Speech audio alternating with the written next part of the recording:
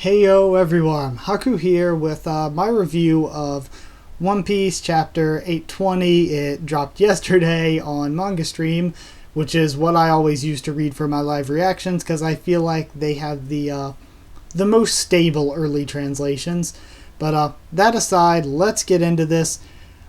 This was lots of information thrown at us, lots of new information, but ultimately kind of most of it was pretty predictable. Most of it had already been predicted by a ton of people, but either way, super enjoyable, and I love when we get stuff like that confirmed.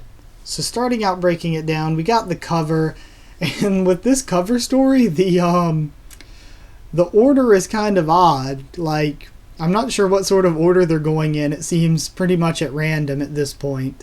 But we had, this one was the Torino Kingdom where Chopper stayed over the time skip. So pretty much right away we get told that Nekomamushi and Inuarashi were on Roger's ship, and they were also on Whitebeard's ship. They had traveled with them under Lord Odin as his vassals, but they made it clear they themselves didn't go to Raftel like Odin and Roger did. Also, they said that when they traveled with them, they were around the same age and rank as Shanks and Buggy were, as just apprentices. Kinemon says that he and his allies didn't go off of Wano with Odin.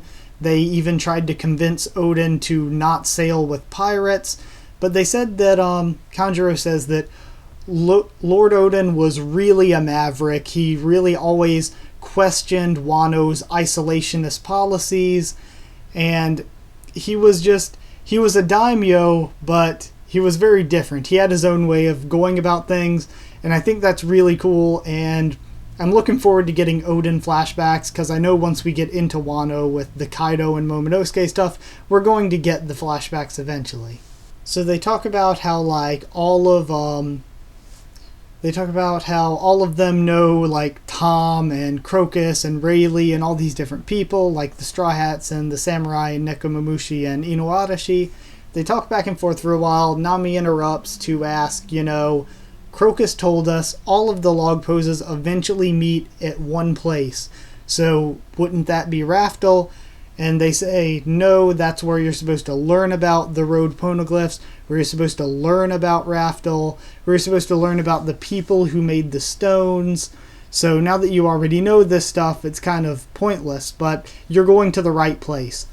And saying it like that makes me think, obviously, it's Wano.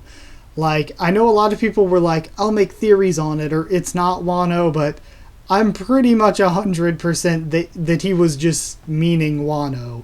Because you would go to Wano and find out this isn't the end of the Grand Line, and you would learn there that, okay, now we need to go off, get the road poneglyphs, and do whatever else.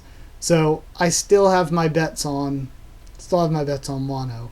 Also, there was this really cute Inuarashi and Nami moment. I thought it was really cute the way he complimented her and they acted and stuff. I don't know, I liked it. I like cute things. So Momo claimed to know Roger, and before that he reacted when they said that Roger had come to the island and visited with Whitebeard, and they even said, who are you confusing him for? So again, to me, I think that was obvious. Like, I'm sure people are going to make theories about it, but I'm not, because I think it was obvious that he was mistaking Ace for Roger, since Ace is his son, and Ace was with Whitebeard, and I'm pretty sure we know they went to Wano, because I think that's where Ace made the hat for Oars Jr. But after all that, we find out that the Minks and Samurai, their next ally that they're looking for is Marco. And we find out Marco was defeated by Blackbeard during the Payback War, a war that happened around a year ago. And after that is when Blackbeard started to be recognized as the new fourth Yonko. So it seems we're getting a crew split, and it looks like the Samurai, Law's crew, and then Zoro, Robin, Frankie, and Usopp are all going to Wano, and the Minks, or at least Nekomamushi's part of the Minks, are going to look for Marco.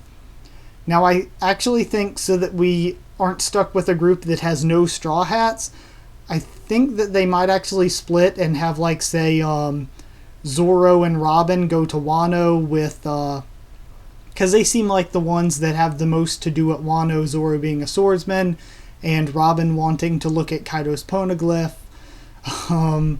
So I think they might go to Wano, but somehow or another Usopp and who else was... Frankie, duh.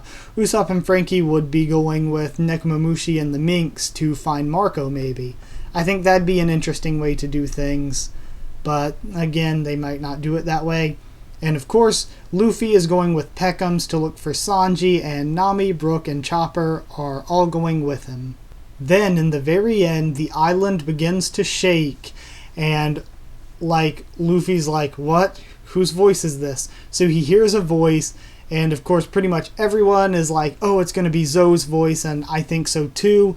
I really think it's going to be awesome. I hope we get into both of my theories about Zoe's past and about, maybe about Zoe dying even, and about Zoe being combat capable. I would love all three of those theories just to be knocked true, just knocked into the truth category, confirmed, but we're going to have to wait a bit, because next week we are on hiatus, and during that break, I guess I'll find something to do. I'll do like a top somethings.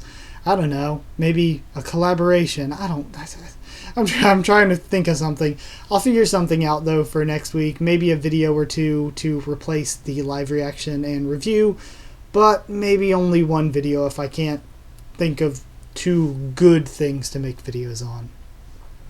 But either way, that got distracted from the point. The point is this chapter. It was great. The artwork wasn't that impressive, any better than usual. The story didn't go very far, but we got a ton of information, and that was where the real meat of the chapter was. And it was very good. It was a lot of good information. This is one of the best arcs, in my opinion. Like, Zoe has become a great arc in a very short time. And I think that I'm going to give it 8.5 Payback Wars out of 10. That one's pretty good. 8.5 out of 10 because it was really good. I would say it's in the really good category, but not in the perfect or almost perfect category. I don't even know what I was about to say there. Like, my words went way off course. So, yeah, I think that's about it for this review. It's kind of a short one, but, again, once you get through the information, there wasn't a lot to talk about. But I'll definitely have some sort of theory or discussion up on Sunday like usual, and then next week I'll find something to plug into the empty spots here. Also, Tuesdays, the anime review will be back because the anime will be back. And I guess that's it. Like if you guys liked it. I thank you all for watching so much. Comment down there. Tell me what you thought of the chapter and what you thought of my thoughts. Subscribe for more One Piece, Tower of God, The Walking Dead, and a bunch more, because I do 3 videos on each of those series every single week or more. And I do a bunch of other random stuff too. So, yeah, follow on Twitter if you want updates when a new video is getting posted, or if I have to push anything back. And that's about it, I guess. Thank you guys thank you for watching so very much. Love ya. I'll see you all next time.